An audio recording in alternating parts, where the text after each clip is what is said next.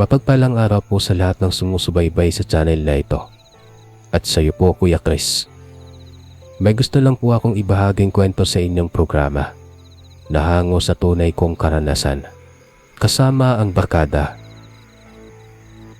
Itago niyo na lang po ako sa pangalang Sander, isang binatilyong mahilig sa pakikipagsapalaran kasama ang aking mga pinsang sina Jack at Henry. Namumuhay kami sa isang maliit na bayan sa probinsya ng Antique.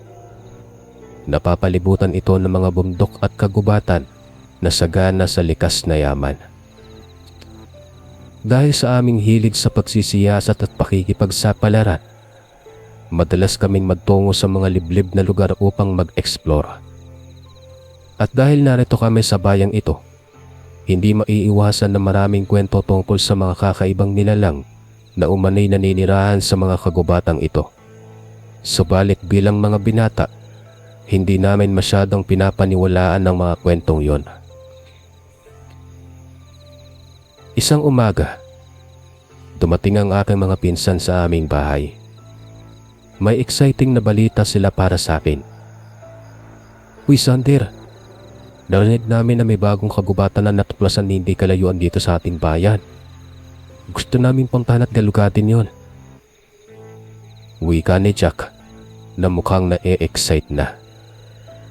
"Oo nga Sander, sabi daw doon, maraming walang katulad na halaman at hayop. Sabi nga ng iba, doon daw nakatira ang tribo ng mga katutubo. Exciting, di ba?" Dagdag ni Henry. Kaagad kong naisip na ito ang pagkakataon para sa isa na namang pakikipagsapalaran. "Sige ba? Kailan tayo alis?" Masayang tanong ko sa kanila. "Ngayong umaga na, kung pwede. May nakausap kasi kami kahapon na magdadala sa atin doon.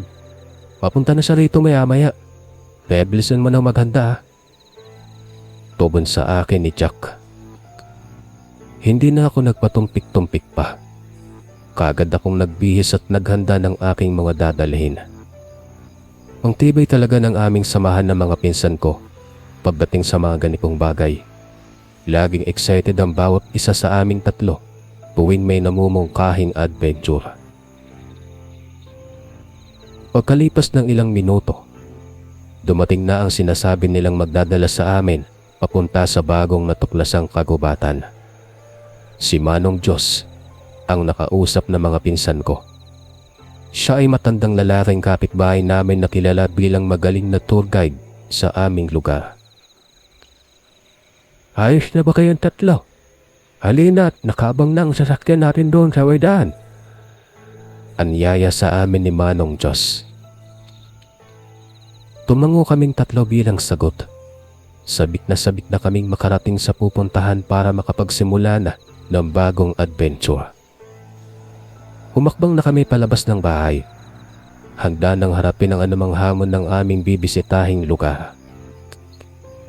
Pagkasakay namin sa sasakyan, muling nag-usap-usap kami tungkol sa lugar na aming pupuntahan. Ayon kay Manong Diyos, matatagpuan ito sa kabilang bayan at kailangan pa naming magbiyahe ng halos 1 oras upang marating ang lugar. Habang naglalakbay, sa wakas ay nakarating na rin kami sa bayan kung saan matatagpuan ang bagong natuklasang kagubatan. Napagalaman naming ang kagubatang ito ay bahagi ng isang protektadong rehiyon ng gobyerno. Marahil ito ang dahilan kung bakit ngayon pa lang ito natuklasan ng mga tao. Agad naman kaming naghanap ng mapaparadahan. Nagpasya kaming kumuha muna ng reserbasyon para sa aming pagpupuluyan mamayang gabi. Ayaw pa kasing umuwi ni Manong Diyos dahil pakiramdam niya, delikado kung sa gabi pa siya magmamaneho pa uwi. Sumang-ayon naman kami sa kanyang desisyon.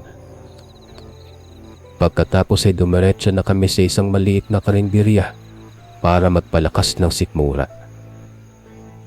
Habang kumakain, nakipag-usap ulit kami kay Manong Diyos tungkol sa kagubatang pupuntahan namin.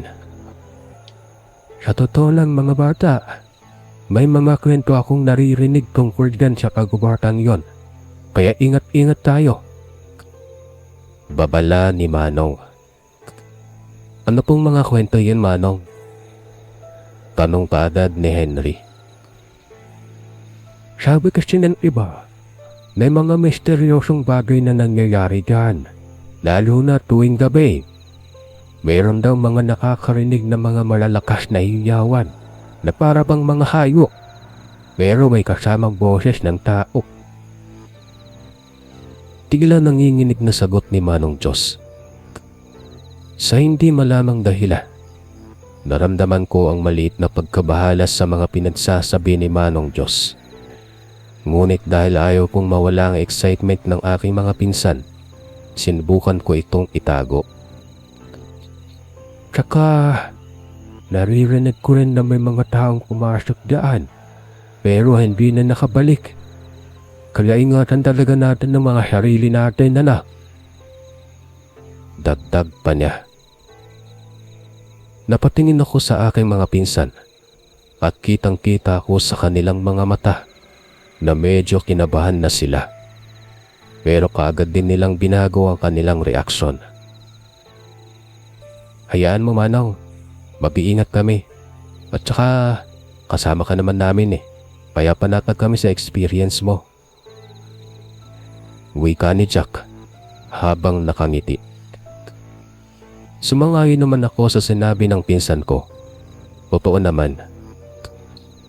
Medyo natakot nga lang ako sa sinabi ni Manong Diyos, pero kumpiyansa naman ako sa kakayahan niya bilang tour guide na mag-iingat sa amin.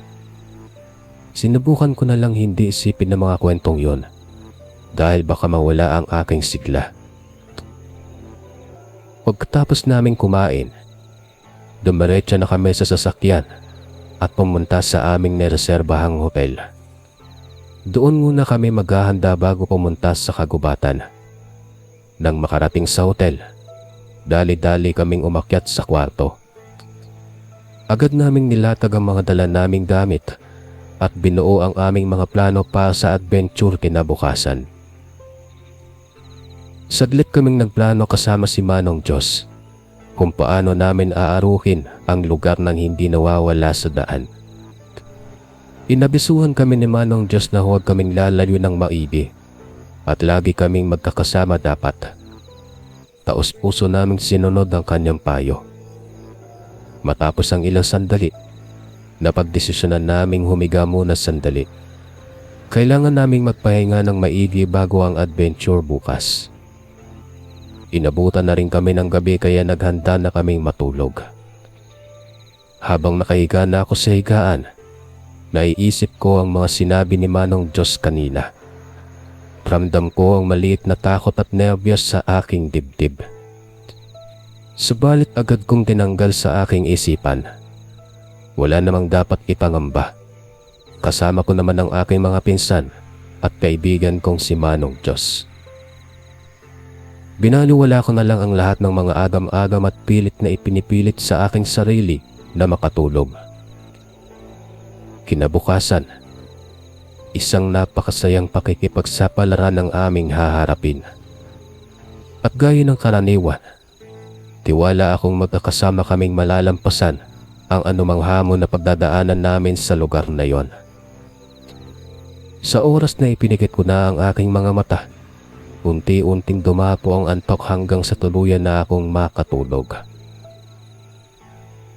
Kinabukasan, maaga pa lang ay nagising na ako.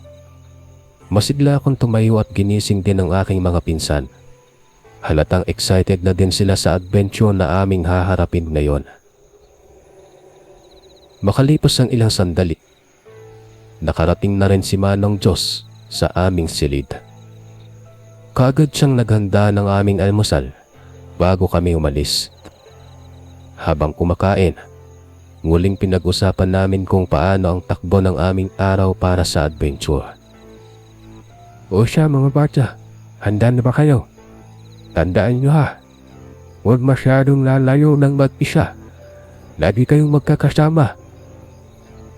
Paalala sa amin ni Manong Diyos. Opo, Manong. Sabay-sabay na sagot namin. Matapos kaming kumain, ay agad kaming lumabas ng hotel at sumakay sa sasakyan ni Manong Diyos. Mga ilang minuto pagkatapos ay nakarating na rin kami sa baybayin malapit sa kagubatan. Doon na kami mag-o-offroad gamit ang sasakyan patungo sa loob ng kagubatan.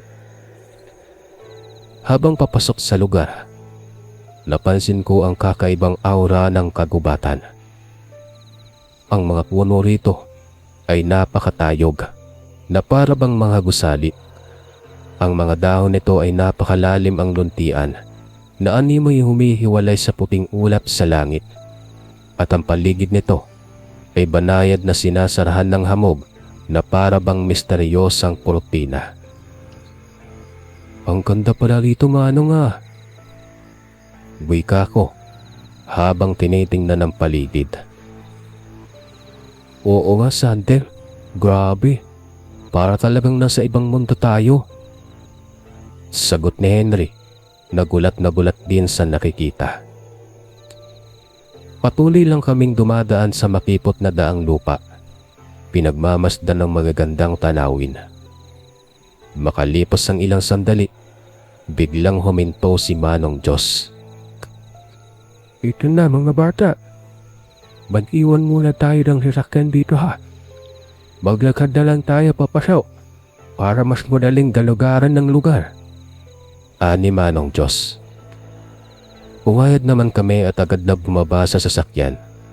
Iniwan muna namin ito sa isang ligtas na lugar at napatuloy ng paglalakad.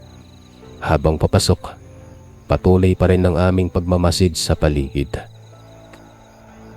Matapos ang ilang minuto, narating na namin ang pinakamalalim na bahagi ng kagubatan.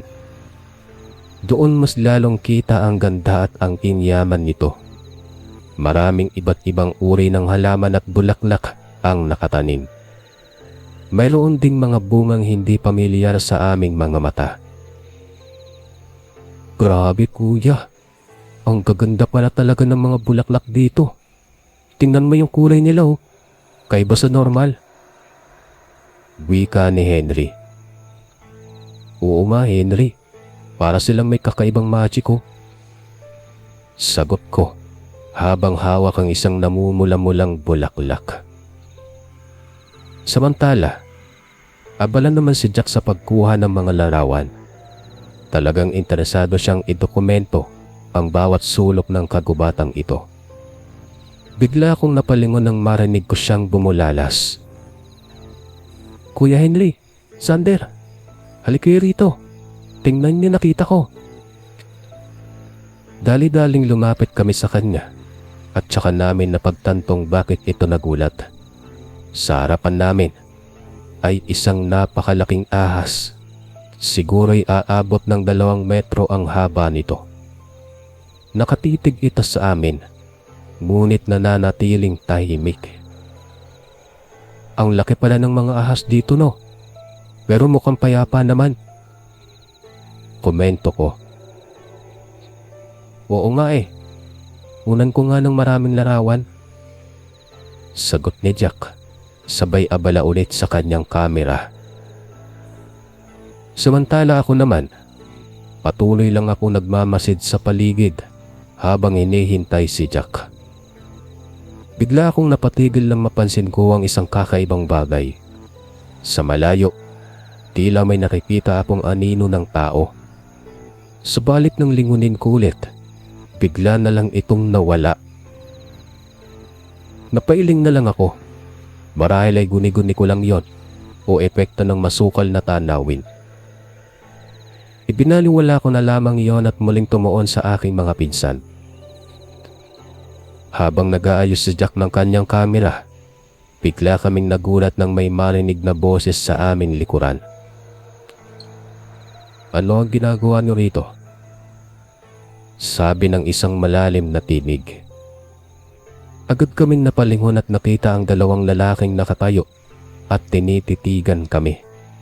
Mukha silang mga katutubo sa suot nilang damit at sa kanilang itsura. Kasi po...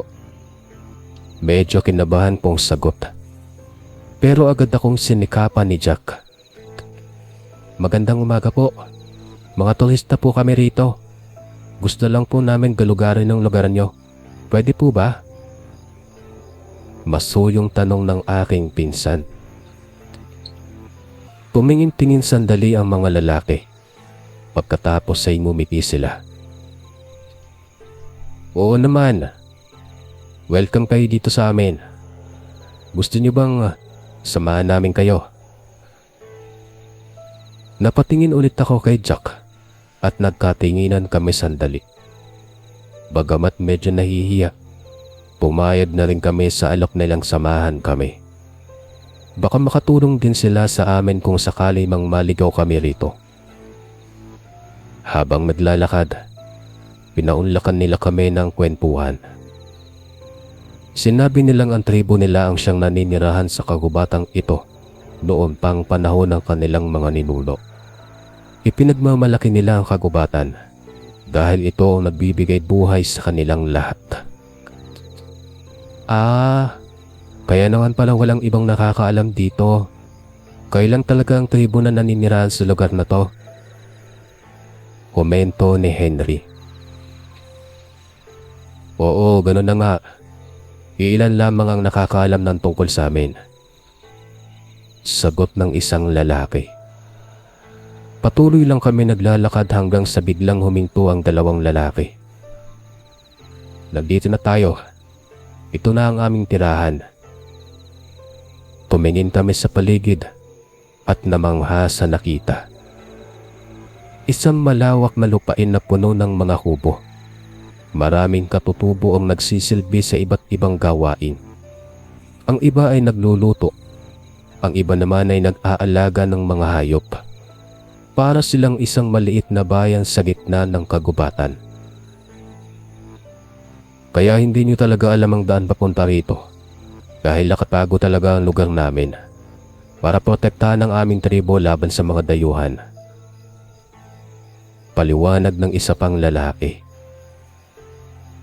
Habang naglalakad, napansin kong nakatingin sa amin ang iba nilang mga kasamahan. Tinititigan kami na parabang hindi sila sanay sa mga estranghero. Medyo nainis ako pero sinubukan kong unawain sila. Bagamat medyo nakakailang ang tingin nila, pinilit kong ngumiti bilang respeto. Huwag kayong mag-alala sa kanila. Hindi lang sila sanay sa mga panauhing tulad nyo. Pero welcome kayo rito. Anang unang lalaking nakausap namin. Pagdating namin sa gitna ng kanilang pamayanan, inanyayahan nila kaming kumain. Sa totoo lang, medyo nauuhaw at nagugutom na rin kami, kaya pumayag kami kagad. Umupo kami sa isang hapagkainan at nilapag nila ang iba't ibang pagkain. Kain lang kayo dyan ng kain ha. Alam kong pagod kayo sa biyahe papunta rito. Alok sa amin ng isa. Ngumiti kami bilang pasasalamat at nagsimula ng kumain. Habang ginagawa yon, patuloy lang kami nilalapitan at tinititigan ng ibang kasapi ng kanilang tribo. Muli kong pinilit na hindi masamain ang kanilang curiosity. Masaya naman kami nilang pinagsisilbihan, kaya hindi ko na pinansin pa. Maya-maya pa, naramdaman ko ang panginginig ng aking tiyan. Parang may gumagalaw sa loob nito. Nahilo rin ako bigla at nanlalamig ang aking mga kamay. Napatingin ako sa aking mga pinsan at mukhang nararamdaman din nila ang aking dinaranas. Manong, masama ang pakiramdam ko. Nanginginig kong bulong kay Manong bago tuluyang mawalan ng malay. Hindi ko alam kung gaano katagal akong nawala ng malay. Pero nang dahan-dahang magising ang aking mga mata, nagulat ako nang makitang nasa loob na pala kami ng isang kulungan na gawa sa kahoy. Napatingin ako sa paligid at nakitang tulog pa rin ang aking mga pinsan. Agad ko silang ginising, pero mukhang mahina pa rin sila at nahihirapang kumilos. Jack, Henry, gising na. May problema tayo. Pilit kong paalalang lubog sa takot. Ay ko, ang ulo ko kuya. Anong mangyari sa atin? Tanong ni Henry. Ewan ko rin, pero mukhang dinurog yata tayo ng mga tribo kanina. Sagot ko. Habang nag-uusap kami, bigla kong naalala ang huling pangyayari bago ako nawala ng malay. Alam ko agad na may mali sa pagkain na inihanda sa amin. Siguro nilagyan niyo ng droga o anumang bagay na nakapagpapaantok at nakapagpahina sa amin. Samantala, patuloy akong nag-iisip ng paraan kung paano kami makakalabas. Tumingin ulit ako sa labas ng rehas at nakita ko ang ilang kasapi ng tribong yon. Masaya silang nagkukwentuhan habang hawak ang mga sandata. Maya-maya'y dumating ang dalawa sa kanila malapit sa aming kinaroroonan. Dahil doon, nagkunwari akong tulog pa rin. Sa ginawa kong yon, narinig ko ang kanilang pinag-uusapan. Sigurado akong masayang-masaya ang ating pinuno. 3 bagong alay na naman para sa kanya. Wika ng isa. Oo nga, at sa wakas muli na namang makakatikim tayo ng sariwang laman mula sa mga dayuhan. Sagot naman ng isa. Doon ko lamang napagtanto ang tunay nilang pagkatao. Sila pala ay isang tribo ng mga aswang. At ang inihandang pagkain kanina ang dahilan kung bakit kami nahilo at nawala ng malay. Plano pala nila kaming gawing pagkain. Nang makaalis na ang dalawa, agad kong pilit na ginising ang aking mga pinsan dahil muli silang nakatulog.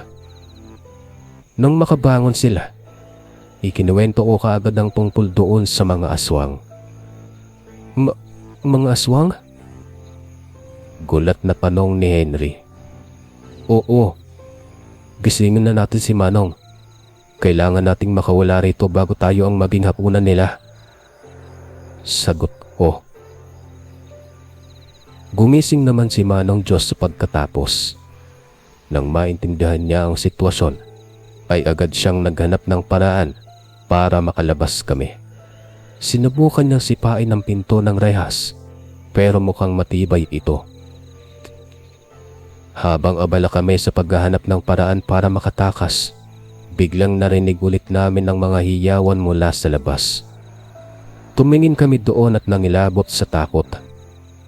Isang napakalaking asong may bahagyang anyong tao ang nakatayo sa gitna.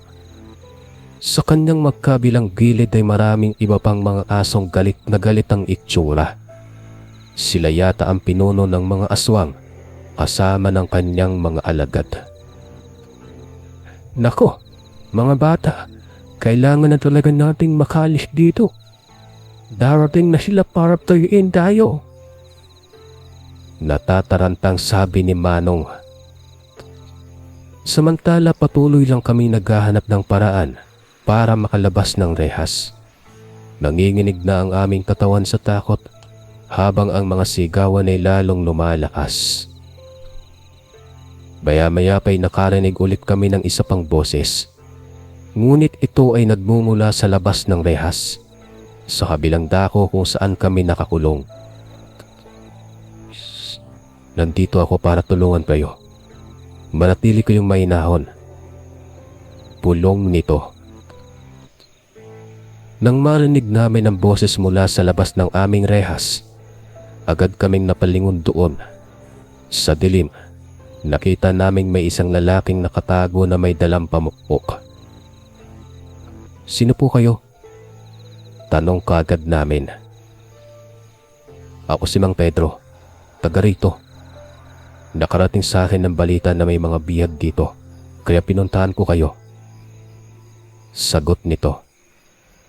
Salamat po Mang Pedro, pero paano niyo po kami matutulungan? Ang mga aswang po ang bantay namin dito.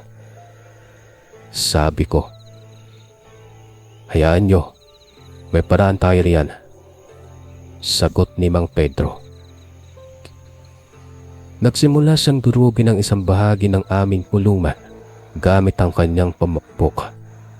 Dahil busy ang mga aswang sa kabilang dako, hindi agad nila napansin ang ingay. Patuloy lang kaming nagmamadaling gumawa ng butas hanggang tuluyan itong mabuksan. Isa-isa kaming lumabas sa butas at nakahinga ng maluwag ng makalaya. Ngunit alam naming hindi pa tapos ang aming problema. Kailangan pa rin naming makalabas ng hindi napapansin ng mga aswang. Hinawakan ni Mang Pedro ang aming mga braso at dinala kami sa likod ng mga kubo. Doon kami nagtago sandali habang tinitignan kung walang aswang sa paligid. Halina kayo, habang busy sila sa kabilang dako. Mag-ingat tayong tumakbo palabas. Bulong ni Mang Pedro. Tahimik kaming lumabas sa aming taguan at nagsimulang maglakad papalayo. Sa tuwing may naririnig kaming hiyawan mula sa malayo, ay napipilitang magtago ulit kami. Mabuti na lang at madilim na, kaya hindi agad nila napapansin ang aming paggalaw.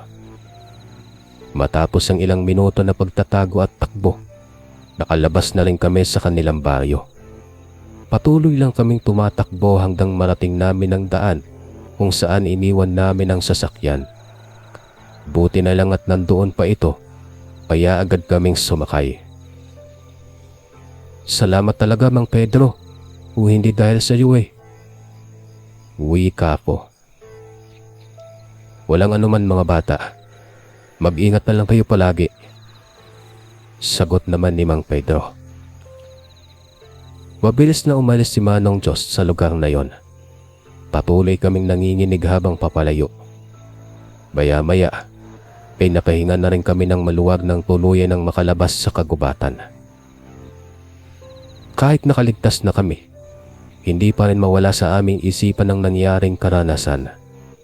Muntik na ngang maging pagkain nila kami kung hindi dahil kay Mang Pedro. Sa nangyari, napatunayan na ang mga kwentong naririnig namin tungkol sa mga kagubatang ito ay totoo nga. Makalipas ang ilang sandali, nakauwi na rin kami sa hotel kung saan kami nakatira. Agad kaming nagpahinga at pinuna ang aming mga sugat at paso. Buti na lang at walang malubhang nangyari sa amin. Habang nakahiga, hindi mapakali ang aking isipan. Patuloy kong binabalikan ng mga pangyayari kanina. Kung paanong niligaw lang kami ng mga taong yon para mahuli at gawing pagkain. Napakaswerteng nakaligtas kami sa kanila. Naisip ko rin na kung hindi lang kami umasa sa mga taong yon, hindi sana kami nalagay sa peligro. Sana'y hindi na lang kami pumayag na samahan nila. Napabuntong hininga na lang ako. Ang mahalagang natutunan ko ay huwag agad magtiwala sa mga taong kakikilala mo pa lang. Maya-maya ay nagising na rin ang aking mga pinsan. Sa wakas ay nakahinga na rin kami ng maluwag at kamuntik na ngang hindi na kami nakalabas doon. Napakalaking utang ang loob namin kay Mang Pedro. Dahil kung hindi sa kanya, tiyak na pagkain na kami ng mga hayop na yun ngayon. Salamat talaga at nakaligtas tayo doon. Pero grabe yung nangyari . Hindi ako makapaniwala na mayroon pala talagang ganong klaseng hayop na tao. Wika ni Henry. Oo nga . Akala ko sa pelikula lang nangyayari yon. Hindi ko akalain na sa tunay na buhay mayroon din palang ganon. Sagot naman ni Jack. Kaya nga buti na lang talaga dumating si Mang Pedro para tulungan tayo. Kung hindi baka naging pagkain na nga tayo ng mga yun . Dugtong ko pa. So nangyari sa amin ng araw na yon, talagang hindi na kami makakalimot. Ito ang pinakadelikadong pagsubok na aming naranasan bilang magkakaibigan at magpipinsan. Pero sa kabila nito, patuloy pa rin ang aming pagkakaibigan bilang magpipinsan at pangako sa isa't isa na magkakasama kaming haharap sa anumang hamon. Kinabukasan, nagpaalam na kami kay Mang Pedro at sa iba pang tumulong makalabas kami doon sa baryo ng mga aswang. Nagpasalamat kami ng lubusan sa kanilang tulong at handang ibalita ang nangyari para maiwasan din ang iba. Pagkatapos noon ay bumalik na kami sa aming bayan. Mangiyak-ngiyak pa rin si Manong Diyos habang nagmamaneho. Makalipas ang ilang oras ay nakauwi na rin kami. Sa wakas ay ligtas na kaming nakabalik matapos ang napakahabang pakikipagsapalaran. Pagka-uwi namin, tumiretso agad kami sa aming mga pamilya. Niyakap nila kami ng mahigpit. Nag-aalala dahil ilang araw din kaming nawala. Ikinuwento namin ang lahat ng nangyari, pati na ang sobrang panganib na aming naranasan. Nang maintindihan nila, labis silang nagpasalamat dahil buhay pa rin kami. Kahit papaano ay nakaligtas ang buong barkada. Kahit na kaming tatlong magkakaibigan, mas lalong humigpit ang aming pagkakaibigan bilang magpipinsan matapos ang napakahabang pakikipagsapalaran. Sa uli, marami kaming natutunan mula sa naging karanasan na yon. Una, huwag basta-basta magtitiwala sa mga taong kakikilala mo pa lang. Importante ring maging maingat sa mga estranghirong lugar. At higit sa lahat, manatiling magkakasama sa anumang pagsubok na dumating. Sa gabay ng samahan at pagtutulungan, kakayanin nating lampasan ang anumang hamon sa buhay. Yan ang napatunayan namin ng aking mga pinsan. Matapos ang ilang linggo, tuluyan na kaming nakabalik sa dati naming gawi. Subalit hindi na kami makakalimot sa aming naging paglalakbay sa kagubatan ng mga halimaw. Ito ang pinakamatinding pakikipagsapalaran na aming napagdaanan. At sa kabila ng lahat ng pangyayari, natutunan pa rin namin ang maging mas mabuting magkakaibigan. Hanggang dito na lang po, Kuya Chris. Marami pong salamat sa pagbasa nito. Hanggang sa muli, ang inyong kaistorya, Sander.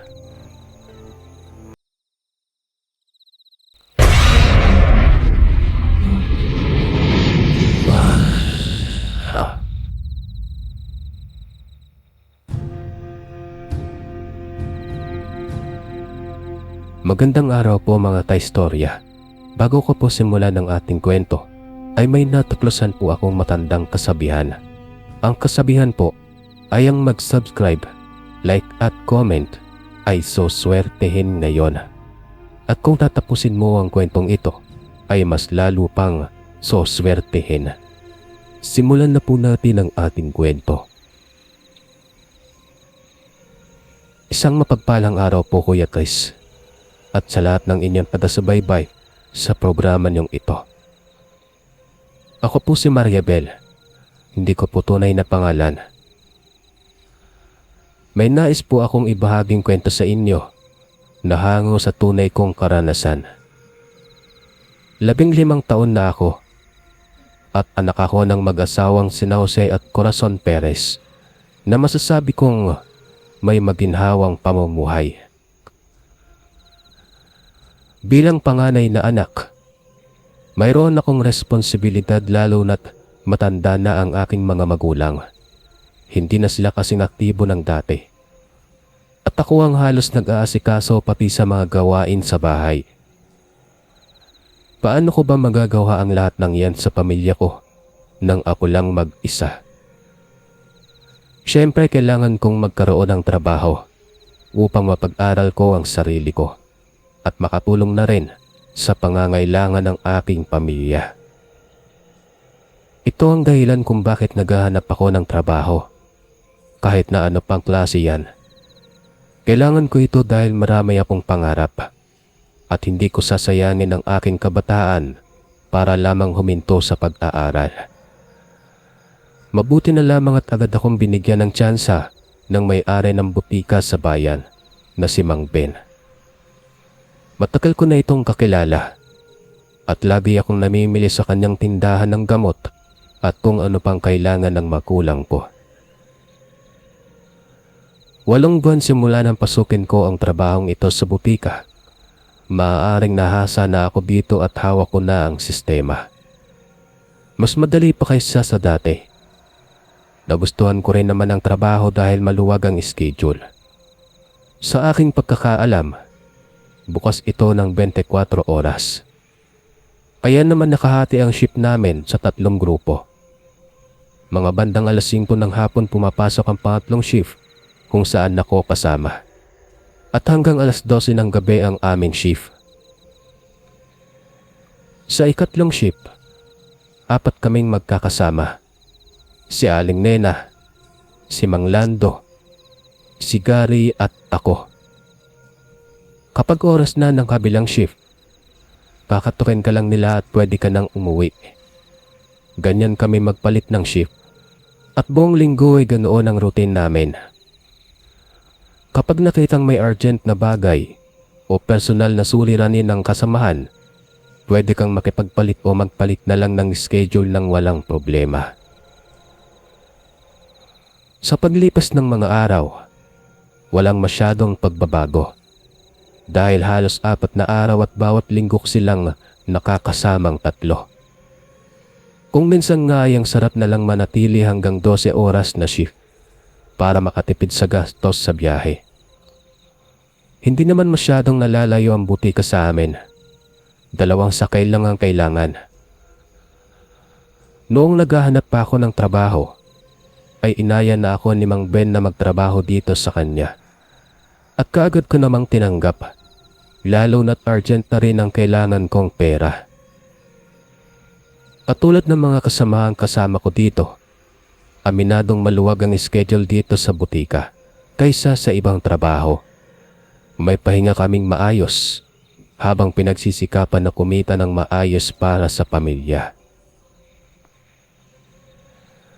Tulad ng ibang empleyado, umuuwi rin ako sa gabi at iyan ang dahilan kung bakit napadpad ako sa kakaibang pangyayari na matagal kong hindi nakakalimutan.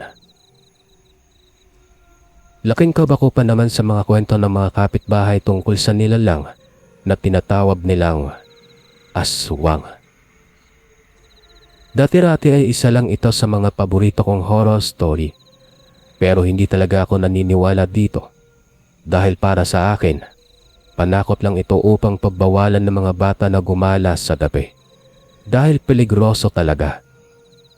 Subalit habang tumatanda ako, unti-unting nalalaman ko ang kakaibang kwento ng ating lipunan ukol sa makamundong nilalang na ito. Totoo ba ang mga balibalitang aswang?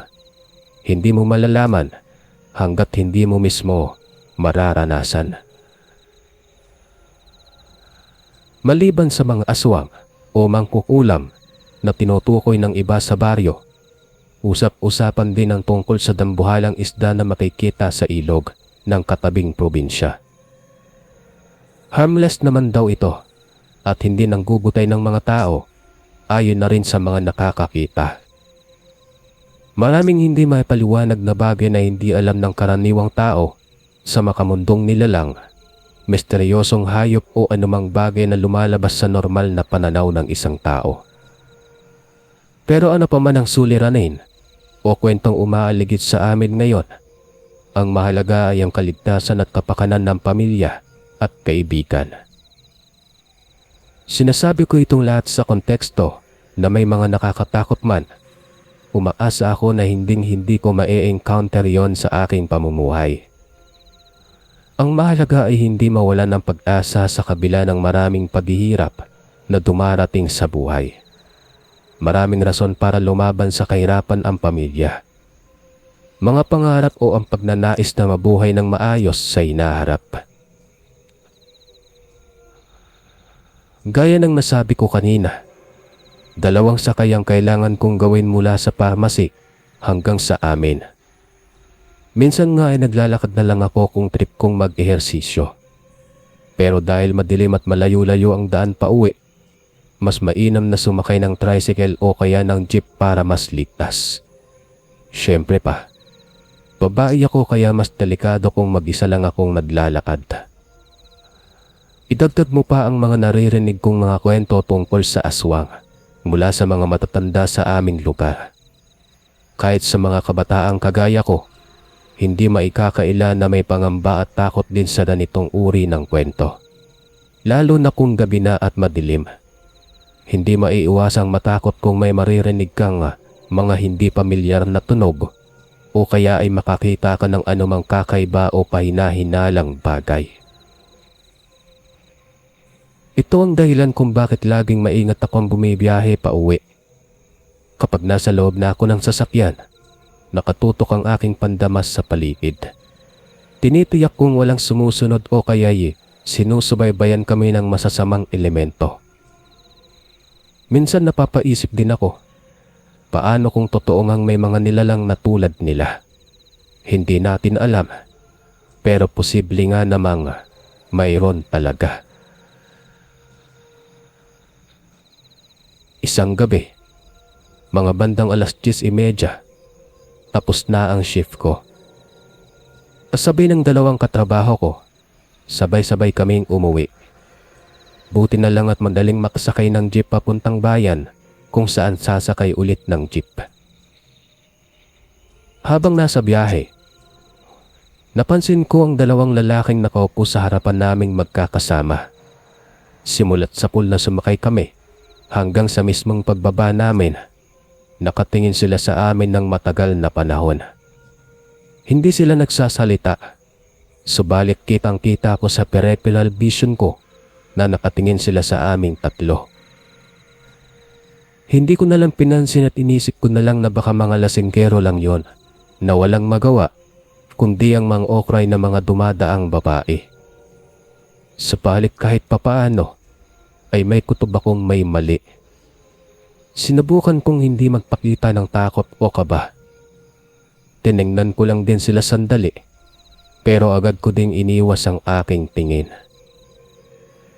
Mabuti na lang din at nakarating na kami sa bayan, kung saan madaming tao. Doon kami naghiwa-hiwalay ng landas ng aking mga kasamahan. Sasakay na sila ng ibang jeep, habang ako naman ay naghahanap ng masasakyang jeep pauwi sa amin. Habang naghihintay ako ng jeep sa terminal, bigla kong naalala ang sinabi sa akin ni Aling Melchora noong umaga, ang kapitbahay naming matanda na. Bago ako umalis patungong trabaho, nakasalubong ko siya sa labas ng bahay habang nagwawalis sa bakuran. Tinawag niya ako sandali at sinabing, "Mariabel, mag-iingat ka ha. Narinig ko sa mga kawit-bahay na may nakitang yang daw sa tabing ilog kagabi. Halos lahat ng hayop doon ay pinatay at sinipsip ang dugo.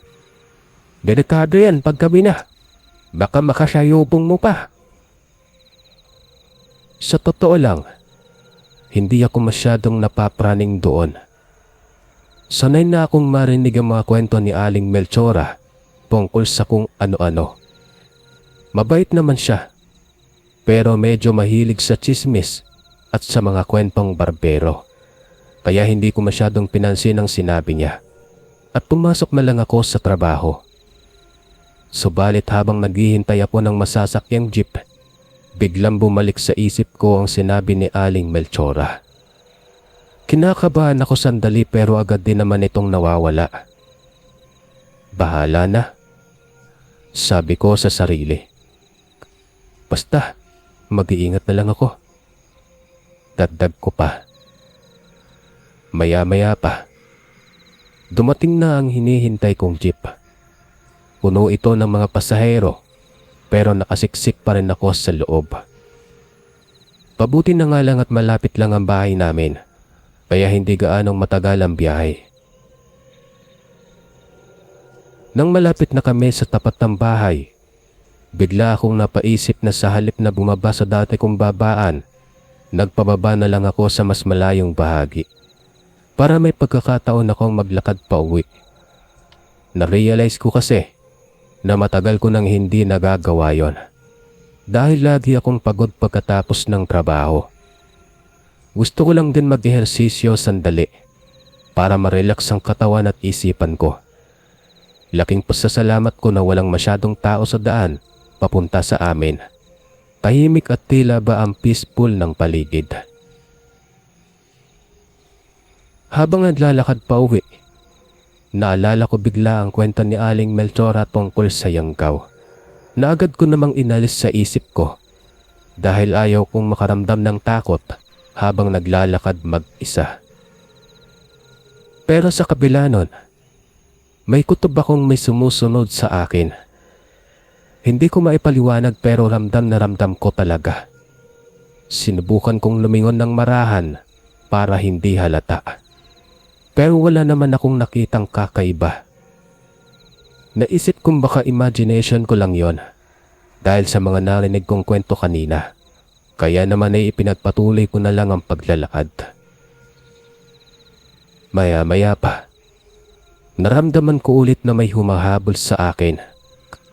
Kaya ngayon ay mas matindi ang kabang nararamdaman ko kaysa kanina. Tumakbo na ako ng mabilis habang paulit-ulit na tumitingin sa likod ko. Wala pa rin naman akong nakikita pero bakit ang lakas ng kaba ng dibdib ko? Parang may pumipigil sa puso ko na huminto dahil sa kabang nararamdaman ko. Bigla akong napahinto nang may marinig akong kaluskos mula sa mataas na damo sa tabi ng daan. Tila ba may dumadaan o kumikilos doon. Pero dahil madilim, hindi ko makita ng malinaw kung ano o sino yon. Tuluyan na akong kinabahan nang marinig kong may kumakahol na aso sa malayo. Ang lakas ng kaba ko habang patuloy akong nakatayo doon at nakatingin sa damo. Maya-maya pa, may nakita akong dadaang tricycle. Kaya agad akong sumenyas dito para makisabay. Mabuti na lang at pumayag ang driver na isabay ako. Habang nasa loob ako ng tricycle, nakahinga naman ako ng maluwag. Pero hindi pa rin ako makalma dahil ramdam ko pa rin ang panganib sa paligid. Kinausap ko ang driver para maaliw ang isipan ko. Sinabi ko sa kanya ang tungkol sa mga kwento-kwento sa aswang. Pati na rin ang nararamdaman kong parang may sumusunod sa akin kanina habang naglalakad. Natahimik sandali ang driver bago nagsalita. Alam mo ba, marami na akong naririnig na ganyang kwento dito sa atin.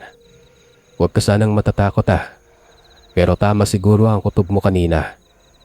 Maraming hindi pa natutuklas ang nilalang sa mundo. Kaya dapat mag-ingat talaga. Doon ko lang napagtanto na hindi lang pala ako ang nag-iisang nakakaramdam ng ganoon. May katotohanan siguro sa likod ng lahat ng kwento tungkol sa mga misteryosong nilalang. Lalo na ngayong narinig ko na rin ang karanasan ng iba. Pero sa kabila nun, hindi ko pa rin lubos maisip kung paano mangyayari sa akin ang mga bagay na yon.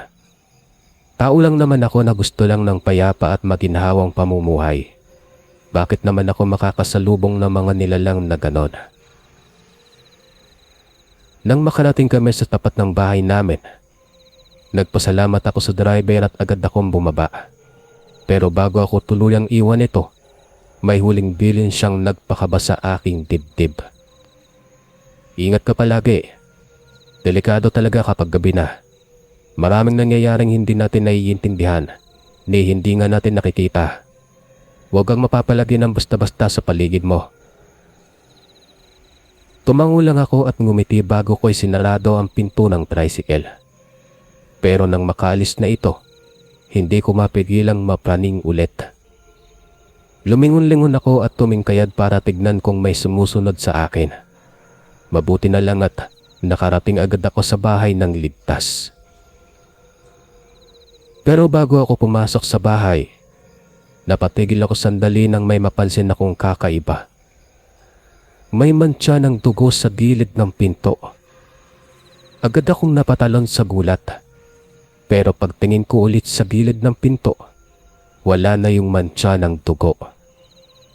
Napahawak ako sa dibdib ko at para ba akong sinasakal sa takot. Tinignan kong muli ang paligid, pero wala namang ibang tao doon. Dali-dali akong pumasok sa bahay at agad na kumatok sa silid ng magulang ko. Gising pa pala sila dahil nanonood sila ng TV. Nang pagbuksan ako ni tatay ng pinto, napaupo ako sa pagod at takot. Agad niyang napansin ang itsura ko. "Bakit anak? Anong nangyari sa'yo?" Nagtatakang tanong niya. Hindi ko alam pero bigla akong naiyak. Yumakap ako kay tatay at doon ko naibuhos ang lahat ng takot na nararamdaman ko.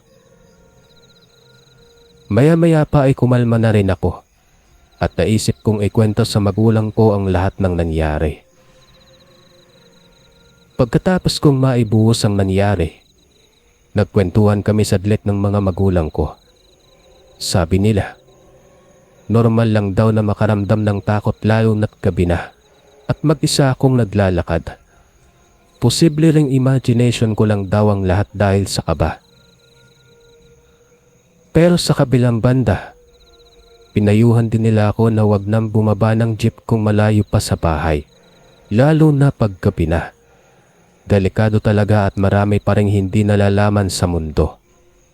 Maaaring may katotohanan sa likod ng lahat ng kwento tungkol sa mga misteryosong nilalang. Kaya kailangan talagang maging maingat. Dahil pagod na pagod ako, agad na akong natulog pagkaakyat ko sa kwarto. Hindi ko alam pero parang may pumipigil pa rin sa puso ko na kumalma. Parang may malaking pasanin sa dibdib ko na hindi ko maipaliwanag. Pero dahil nga sa pagod, nakatulog agad ako. Kinabukasan, maaga akong nagising dahil kailangan kong bumili ng pananghalian bago pumasok sa trabaho. Pero bago umalis, naalala kong tanungin ng magulang ko kung ano ang reaksyon nila sa kwento ko kagabi. Oo nga po pala. Alam niyo po ba kung ano ang sinabi ni Aling Melchora nung isang araw? May nakitang yanggaw daw sa tabing ilog. Tapos pinatay ang lahat ng alagang hayop doon. Kaloka hindi po ba? Kwento ko sa kanila. Doon ko lang nalaman na totoo nga pala yon at hindi lang isa sa mga chismis ni Aling Melchora. May nakitang mga bangkay ng hayop na walang laman ng tiyan. Posible nga siguro talaga na may yanggaw sa lugar namin. Napailing na lang kami sa takot. Pero nagpapasalamat ako sa Diyos na ligtas naman ako nung naglakad akong mag-isa kagabi. Hindi ko na lang pinatulan ng lahat ng bagay na yon at umalis na ako para mamalengke. Inisip ko na lang na baka nga imagination ko lang ang mga pangyayari kagabi dahil sa kaba at takot ko. Bago ulit ako pumasok sa trabaho, sumakay muna ako ng tricycle papunta sa simbahan para manalangin at magpasalamat. Naramdaman ko kasing kailangan kong gawin yon kahit na hindi naman ako palasimba. Isang bagay lang ang paulit-ulit na sinasambit ko habang nakatayo sa harapan ng altar. Salamat po Lord sa pangangalaga at pag-iingat niyo sa akin kahapon. Hindi ko po alam pero salamat talaga. Yun lang at yun lang din ang sinasabi ko ng paulit-ulit. Parang gusto kong maibuhos lahat ng pasasalamat sa Poong May Kapal dahil ligtas nga ako. Pagkasimba, dumiretso kagad ako sa parmasi para pumasok sa trabaho. Nagulat na lang ako nang pagdating ko roon, may bagong empleyado pala. Nakita kong nakikipagkwentuhan si Gary sa isang binata na mukhang kaedad ko lang. Mariabel, halika rito. Ito pala si Jonas. Bagong empleyado ngayon dito. Galing din siya sa lugar nyo. Wika ni Gary. Napatingin naman ako kay Jonas na nakangiti habang may pagkaway pa sa akin. Hello. Tagasang ka banda sa amin? Tanong ko dito habang nakangiti. Taga-kabila po. Doon sa may tabing ilog. Maikling sagot ni Jonas. Bigla akong napatigil sa sinabi niya. Kapitbahay pala niya ang lugar kung saan nakita ang mga pinatay na hayop dahil sa yanggaw. Napatingin ako sa kanya ng matagal na para bang gusto kong makakuha ng sagot kung alam din ba niya yon. Ngumiti lang ulit siya sa akin bago humarap kay Mang Ben para asikasuhin ang mga dokumento niya bilang bagong empleyado. Samantalang ako naman ay dumiretso na sa counter para simulan ang trabaho ko. Sa kaibuturan ng puso ko, hindi ko maiwasang mag-alala tungkol sa sinabi niyang pagatabing ilog siya. Paanong nakaligtas siya kung nandoon nga ang napag-uusapang yanggaw? At kung sakaling gabi-gabi siyang dumadaan sa mapanganib na lugar na yon, paano niya nagagawang manatiling buhay? Maraming tanong ang pumasok sa utak ko, pero agad kong pinigilan. Ayaw kong mag-assume o humusga ng basta-basta na lang, lalo na't magiging kaibigan ko si Jonas bilang katrabaho. Pero sa tuwing naaalala ko ang lahat ng pangyayari, hindi ko talaga maiwasang magkaroon ng agam-agam sa bagong empleyado sa pharmacy. Simula nang makilala ko si Jonas, hindi ko maitatanggi na mayroon akong hindi magandang pakiramdam sa kanya. Hindi ko alam pero parang may mali. O baka nga imagination ko lang dahil sa lahat ng pangyayari recently. Gusto ko sanang alisin sa isip ko ang mga agam-agam, pero hindi ko magawa. Pero upang maging patas, sinubukan kong lalong makipagkaibigan kay Jonas sa tuwing nasa trabaho kami.